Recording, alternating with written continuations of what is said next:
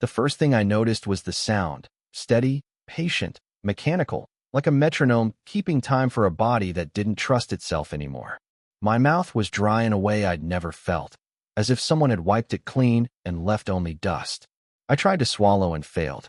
Panic rose, fast and childish, because nothing is more frightening than realizing you can't do the simplest thing without permission. Light pressed through my eyelids.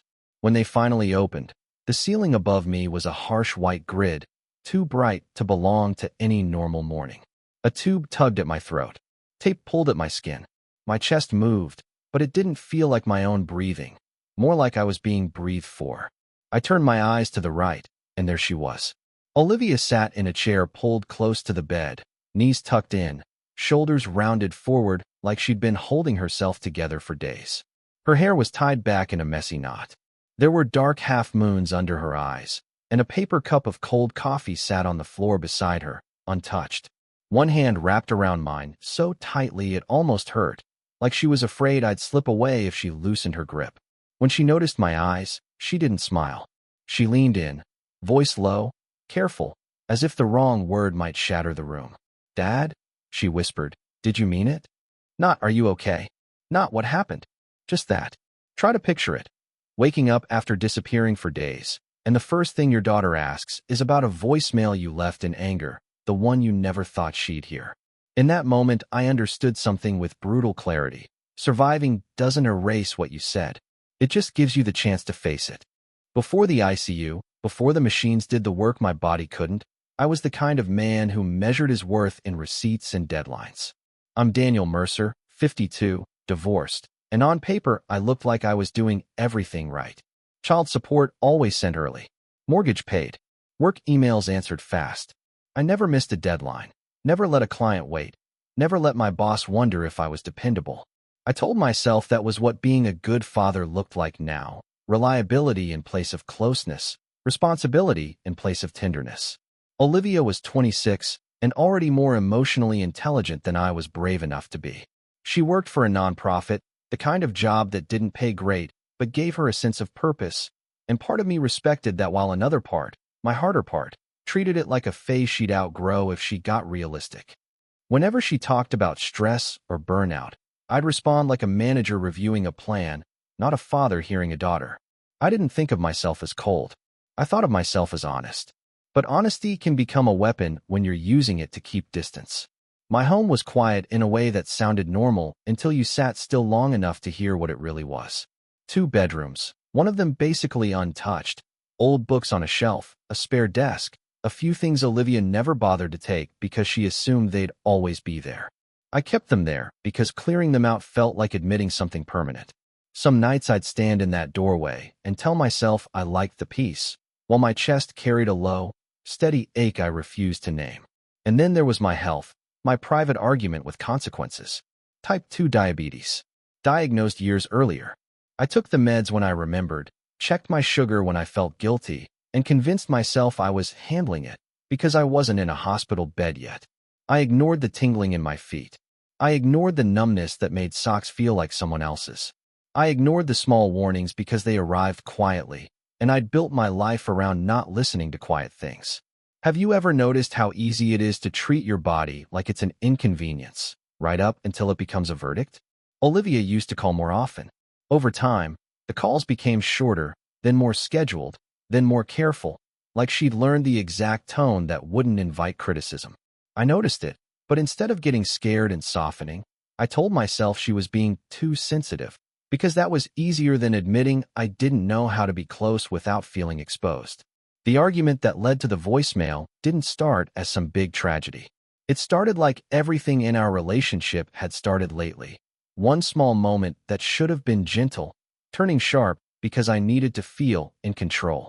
The physical decline didn't kick down my door. It slipped in through the cracks I kept pretending weren't there. It began with fatigue that didn't match my schedule. I'd sleep 7 hours and wake up feeling like I'd been awake all night. My mouth stayed dry no matter how much water I drank, and the water tasted faintly metallic, like something was off in a way I couldn't explain. At work, I'd stare at my screen and realize I'd read the same line 3 times without absorbing it, like my brain was moving through thick fog. My blood sugar numbers started climbing. I saw the readings and felt irritated instead of concerned, as if the meter was accusing me. I adjusted nothing. I promised myself I'd tighten it up after the next project, after the next busy week, after the next excuse that let me delay reality. Then I noticed a small sore on my lower leg near my ankle. It looked harmless, the kind of scrape you'd forget about in a day. The problem was it didn't hurt much, and with diabetes that's not a blessing, it's a warning. I told myself it was nothing. I kept wearing the same tight socks. I kept moving like the body I had in my head was the body I still owned. 3 days later, the skin around it was red and warm. The swelling made my pant leg tighter. When I pressed a finger into my shin, the indentation stayed for a second before slowly rising back, like my body was lagging behind itself. I stood in my bathroom and stared at it, and for the first time I felt a thin thread of fear slide into my chest. But fear isn't always enough to change a stubborn man. I started getting chills at odd times, the kind that don't match the room. Then I'd swing the other way and sweat through my shirt while sitting still. My appetite dropped, but I ate anyway because eating felt like control. I snapped at people for no reason, and afterward I'd justify it by telling myself they were being inefficient, when really I was just running out of energy to pretend I was okay. Olivia called one evening while I was standing in my kitchen, the overhead light buzzing softly. Her name on the screen made me pause. I'd been meaning to call her back for 2 days, but meaning to had become the place where I stored good intentions so I wouldn't have to act on them. "Hey, Dad," she said, careful but hopeful. I answered like a man who didn't have time for hope. "Hey, what's going on?" She started talking about work, stress, a funding decision, someone she'd been trying to help. The way she spoke told me she wasn't asking for solutions. She was asking to be heard. But hearing people has always been harder for me than fixing things, because fixing things gives you a sense of power, and hearing people requires humility. So I did what I always did. I corrected her. I questioned her. I told her she was taking it too personally. I used that familiar phrase, "You're too sensitive," like it was a diagnosis. There was a small silence on the line. Then she said, quietly, "I didn't call for a lecture. That should have stopped me. Instead, my pride rose like a shield." "Fine," I snapped. "If everything is a lecture to you, maybe you should stop calling." The line went dead. Later that night, sitting on the edge of my bed with my leg throbbing under the blanket, I stared at my phone and felt something heavy behind my ribs. I almost called back. I almost said, "I'm not feeling right, and I'm scared, and I don't know how to say that without sounding weak." But I didn't. Try to imagine that moment, having the apology in your throat and choosing pride because pride feels safer than vulnerability. Instead, I called again and left a voicemail when she didn't pick up. I left it sharp, controlled, and cruel in that quiet way cruelty can be. I went to sleep afterward telling myself I'd make it right later.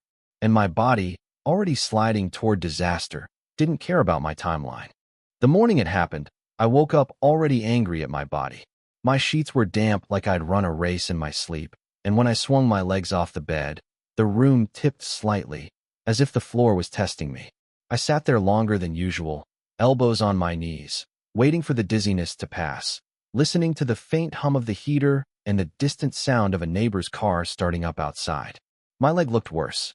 The swelling had climbed higher, and the skin around that small sore carried a deeper, uglier red. It didn't scream pain. It just radiated heat, like a warning light that stayed on even when you told yourself the engine sounded fine. I stood in the bathroom and stared at it, and for a second I felt the urge to call someone, my doctor, urgent care, anyone. Then the old voice in my head stepped in, firm and familiar. "Don't be dramatic. You've got work. You'll handle it after." I showered, but the hot water didn't feel soothing. It felt like my skin couldn't decide whether it was freezing or burning. My hands shook slightly when I tried to button my shirt. I stared at my face in the mirror and noticed my eyes looked oddly bright, like the light inside me was too sharp. At my desk that morning, everything felt louder than it should have. Keyboard clicks sounded aggressive. The office lights seemed harsher. People's voices carried too far. I drank water and still felt dry, like the hydration wasn't reaching the places it needed to reach. Around noon, I stood up to walk to the restroom, and my legs didn't cooperate the way they always had. It wasn't a collapse yet. It was a hesitation, my body pausing like it was deciding whether it trusted the next step. I sat back down and told myself I just stood up too fast. Have you ever argued with your own body like it's a coworker you don't respect? Like you can outstubborn it if you keep insisting you're fine? By early afternoon, the fog in my head thickened. I caught myself staring at an email I'd written, reading it like someone else had typed it. My heart was beating too fast for a man sitting still. I felt cold and hot at the same time, my skin prickling with sweat that made my shirt cling to my back. A coworker leaned over my cubicle wall and said, "Dan, you okay? You look gray." I forced a smile that probably looked like a grimace. "I'm fine," I said automatically, because I'd trained that word to jump out of my mouth like a reflex. But when I tried to stand again, my vision narrowed. It was like someone turned down the brightness in the world, leaving only a dim tunnel in front of me. I reached for the edge of my desk, but my hand didn't land where I expected. My fingers scraped the surface, clumsy and delayed. I took one step, then another. The second step felt wrong. My right leg buckled, not with pain, just sudden weakness, like the signal from my brain got lost halfway down. My knee hit the carpet. The impact felt distant, muffled, as if my nerves were failing to report honestly. I remember thinking, absurdly, this is going to look pathetic. Then my stomach rolled hard. My breath came shallow. The air felt thick, heavy, like breathing through cloth. People's voices became layered and strange, like they were speaking in overlapping echoes. Someone call 911. "Don't move him. He's burning up. Feel his forehead." Try to picture it. Lying on an office floor under fluorescent lights, hearing your name spoken like an emergency, and realizing you don't get to stand up and prove anything anymore. You don't get to keep your dignity by sheer will. The paramedics arrived quickly, but time had started behaving strangely. Moments stretched, then snapped back into place. I saw kneeling shapes, blue gloves, a calm face leaning close. "Daniel, look at me," a voice said. "Can you tell me what day it is?" I tried. I honestly tried. But the day slid away like something greased. A blood pressure cuff tightened around my arm. Sticky pads pressed onto my chest. Someone lifted my pant leg, and I heard a quiet, sharp intake of breath. Professional, controlled, but not casual. "Possible infection," one paramedic murmured to the other. I heard another word. Two, spoken like it carried weight. "Sepsis." I knew the word in a general way. I'd heard it on hospital dramas and news stories. But hearing it attached to me felt like hearing your name read aloud in a courtroom. They lifted me onto a stretcher. The motion made the room spin, and my stomach surged again. I clenched my jaw and tried to breathe through it, but my lungs felt stubborn, like they couldn't fully open. In the ambulance, the ceiling was too close, and the air smelled like plastic and antiseptic. The sirens sounded less like rescue and more like a warning meant for my own arrogance. The paramedic's voice stayed calm, but I caught phrases through the fog: pressure dropping, high fever, diabetic, need fluids, possible septic shock. One of them asked, "Any family we can call?" That question hit me harder than the stretcher wheels rattling beneath me. Because my mind, even in that haze, went straight to Olivia. And the last thing between us was that voicemail. Just sit with that for a second. Imagine thinking you might not make it, and realizing the last words your child heard from you weren't love, or pride, or reassurance. They were a sentence you used to win an argument. In the emergency department, everything became bright and fast. Hands moving with purpose. Curtains. Voices calling numbers. Someone placed a cool cloth on my forehead. Someone else pressed something into my arm and told me they were starting antibiotics. I heard talk of ICU and ventilator in the distance, like people discussing a different person. My consciousness started slipping, not like falling asleep, but like losing your grip on a ledge you're too tired to hold. As the edges of the room blurred, one clear thought broke through. Simple, sharp, undeniable. If I don't wake up, she'll think I meant it. That was the last thing I remember with any clarity before the world dimmed and the sound of the monitors became the only steady thing left. A coma isn't a clean blackout. At least it wasn't for me. It was like being locked inside my own head while the world kept happening outside the door, and sometimes the door would crack open just enough for sound to leak in, then slam shut again before I could understand it. I didn't have dreams the way people describe them. I had fragments, voices, pressure, heat, and memories that replayed like my mind had one job: show me what I'd been avoiding. At times, I could hear hospital sounds through a thick layer of distance. The soft squeak of shoes on linoleum. The hiss of air. The beep that never stopped, steady and indifferent, like a metronome marking time I wasn't allowed to waste. I heard names, numbers, clipped sentences. Still hypotensive. Lactates up. Keep him on the vent. And then, clearer than the rest, a sentence that landed like a weight in my chest every time it appeared. His daughter called again. Once, another voice answered, tired but gentle. She's been calling every hour. Every hour. Try to picture that for a moment. Someone you've been sharp with, someone you've made feel like a burden, calling every hour anyway, just to ask if you're still breathing, just to ask if you're still here. In that suspended place, I couldn't do anything about it. I couldn't reach for my phone. I couldn't smooth it over. I couldn't make a joke or pivot into practicality. I could only feel what it meant. And what it meant was love I hadn't earned lately. Between those sounds, my mind kept dragging me back to the voicemail. Not the argument itself at first, not the whole scene, but the exact tone of my voice, flat, controlled, righteous. The kind of voice you use when you're more interested in being correct than being kind. The kind of voice that pretends it's truth when it's really just fear dressed up as authority. I heard myself say, "I'm done walking on eggshells around you." Then I heard myself say her name, Olivia, with that edge in it. The edge that tells a person you've already decided they're the problem. And then the line that kept looping, because it was the ugliest kind of simple. "You're exhausting." I didn't remember leaving it as a weapon when I said it. In the moment, it felt like a conclusion. It felt like relief. It felt like I was finally stating facts. That's the danger of anger. You think it's honesty when it's really just a shortcut around vulnerability. But in that inner space, stripped of adrenaline and ego, I could finally hear what those words actually sounded like from the other side. Not, "I'm frustrated." Not, "I'm overwhelmed." Not, "I don't know how to handle this." It sounded like, "You cost me too much. You're too much. Loving you is a chore." And that's the moment the real fear arrived. Not fear of dying in the abstract. Not fear of statistics or organ failure. Fear of leaving my daughter with that sentence as the last thing I ever handed her.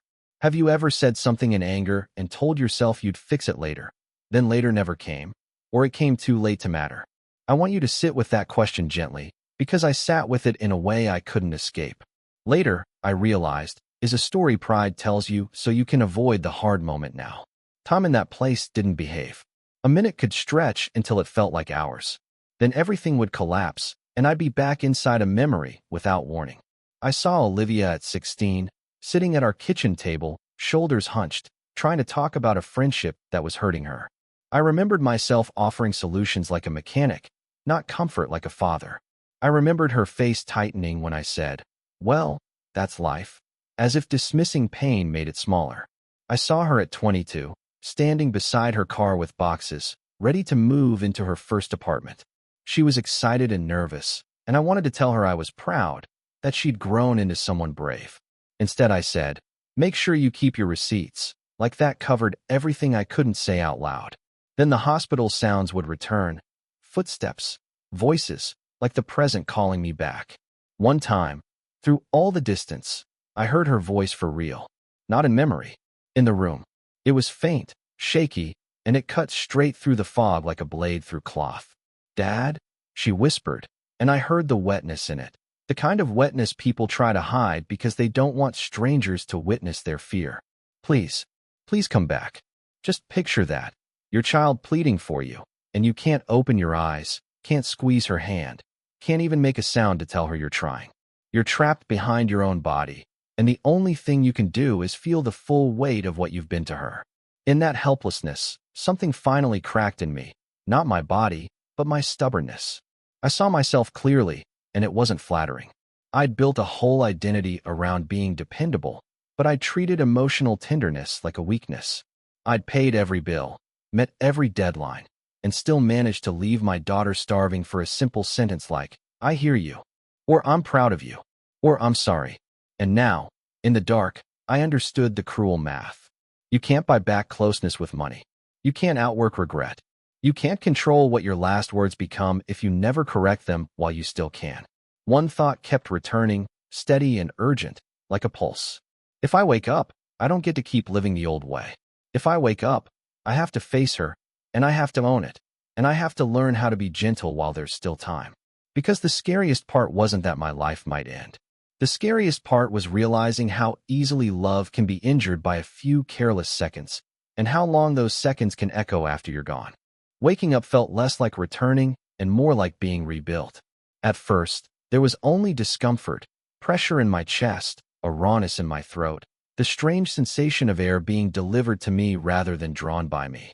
My lips felt cracked. My tongue felt thick. I tried to swallow and couldn't, and panic surged because my body still wouldn't obey the simplest command. Light seeped in through my eyelids, harsh and clinical, and when my eyes finally opened, the ceiling above me was a grid of bright panels that made the whole world look too sharp.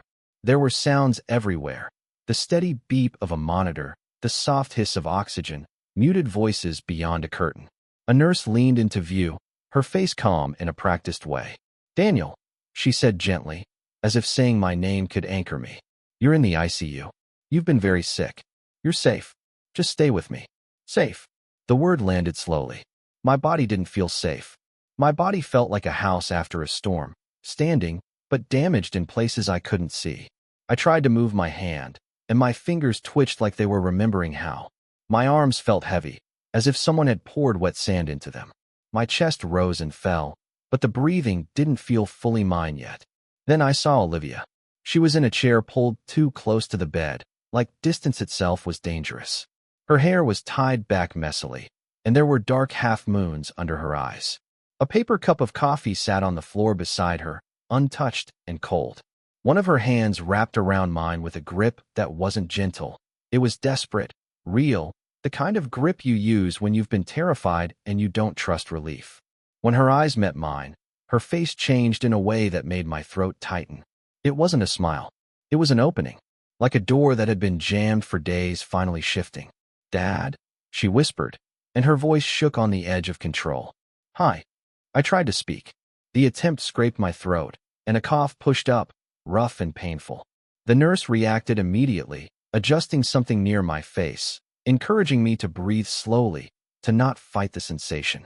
Olivia flinched at the sound of my cough, then leaned closer anyway, refusing to back away from me the way she'd backed away from my sharpness in the past. For a few seconds, we just stared at each other. Her eyes were red-rimmed. Her cheeks looked tight, like she'd been clenching her jaw to keep from crying. I felt tears gather, not dramatic, just automatic, my body's honest response to being here at all.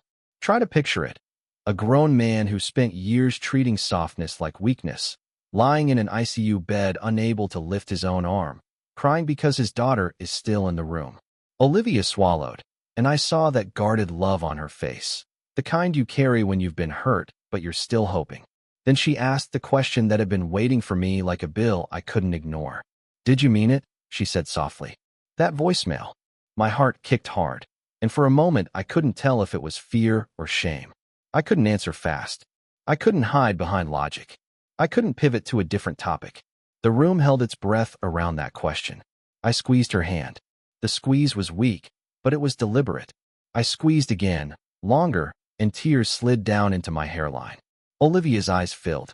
"They said it got really bad," she whispered. "They said sepsis. They said you were on a ventilator. I didn't know if you were coming back." I tried again to speak. The sound that came out was thin, raw, barely a word. The nurse started to caution me, but I shook my head because there are moments when pain is a small price for truth. "No," I rasped. "No, I didn't." Olivia stared at me like she wasn't sure she heard correctly. Then her shoulders dropped a fraction, as if her body had been braced for days and finally allowed itself to loosen. I swallowed through the burn and forced out the next part.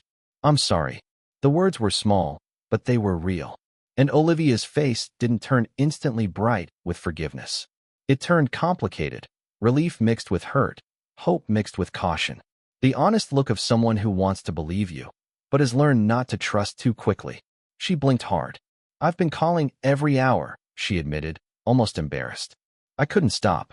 That sentence hit me like a confession of love I hadn't deserved.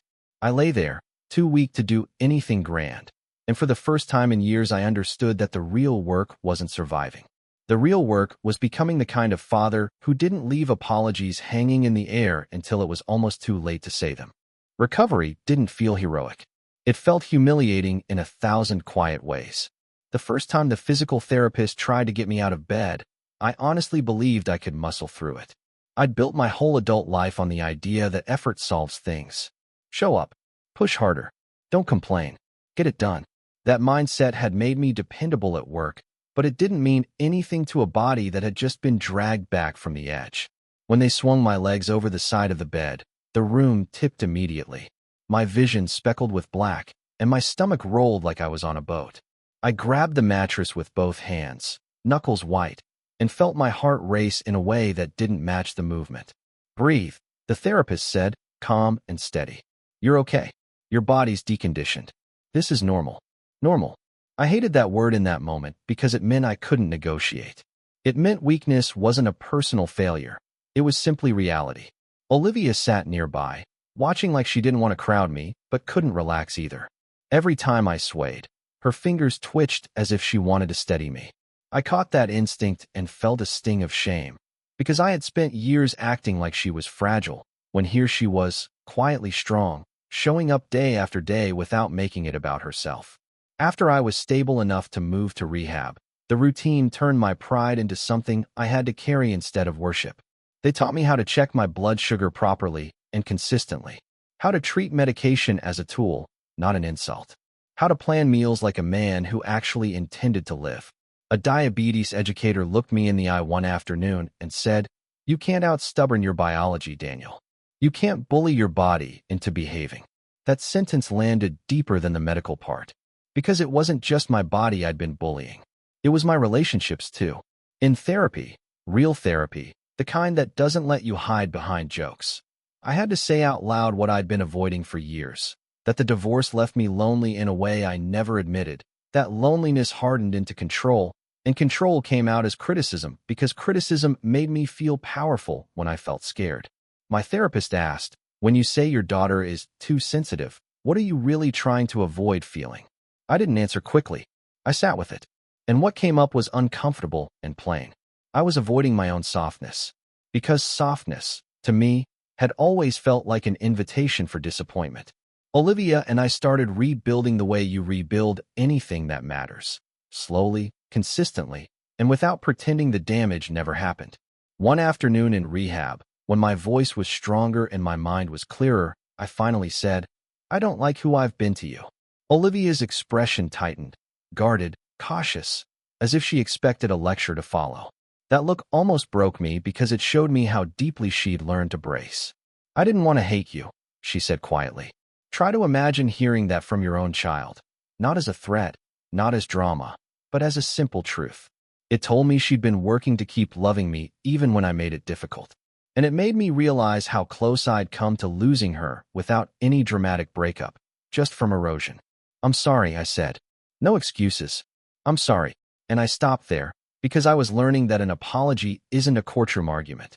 It's not something you defend. It's something you offer. The small victories mattered more than anything big.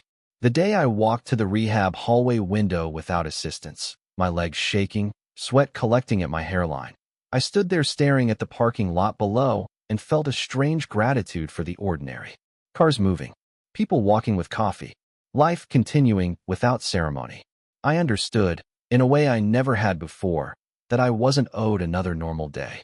I'd been given one. That evening, back in my room, I asked Olivia for my phone. She looked at me, uncertain. I called her, while she was sitting right there, because I wanted to do something different on purpose. She watched the screen light up, then answered with a small, confused smile. "Hello. I'm calling you first," I said, voice rough but steady. "I'm not waiting anymore." She blinked, and her eyes glossed. "Okay," she whispered. After discharge, the real test began in the quiet of my own home. I set alarms. I took my meds. I walked every day, even when I didn't feel like it, because I'd learned the hard way that later is a comforting lie. And with Olivia, I practiced listening without fixing. I asked questions. I held back my sharpness. When I messed up, and I did, I owned it quickly and called her to say, "That came out wrong. I'm learning." And slowly, drop by drop, trust started returning. Have you ever realized that love doesn't always need a dramatic speech? Sometimes it just needs you to show up, again and again, without making the other person pay for your pride? That's what I was learning. I used to believe the worst thing that could happen was losing my health. Now I know that isn't true. The worst thing is losing time with the people who love you while you're still alive. Losing it to pride, to busyness, to the hard little habits you call just how I am. Because your body can recover in months, sometimes, but relationships don't heal on a schedule. They heal when you stop defending yourself and start showing up. Even now, I still hear that voicemail in my head sometimes. Not as punishment, exactly, but as a reminder that words don't disappear just because you wish they would. They outlive your mood. They outlive your justification. They can become the last thing someone holds if you're not careful. So I try to do it differently. When Olivia calls, I don't rush her. I let silence exist without filling it with advice. When she tells me something painful, I resist the urge to correct her feelings like they're math errors. I say, I hear you, and I mean it. And when I feel my old sharpness rising, I ask myself a simple question. Do I want to be right, or do I want to be close? Just picture your own life for a moment. Your kitchen on a normal evening, the soft hum of appliances, the ordinary light, the people you love moving through the room. How many times have you assumed you'd get another day exactly like that? Have you ever left something kind unsaid because you thought you'd say it later? Later is not a guarantee. I learned that with tubes in my throat and my daughter's tired eyes searching my face for the truth.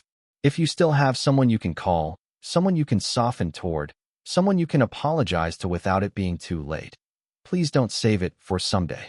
Say the gentle thing while you still can.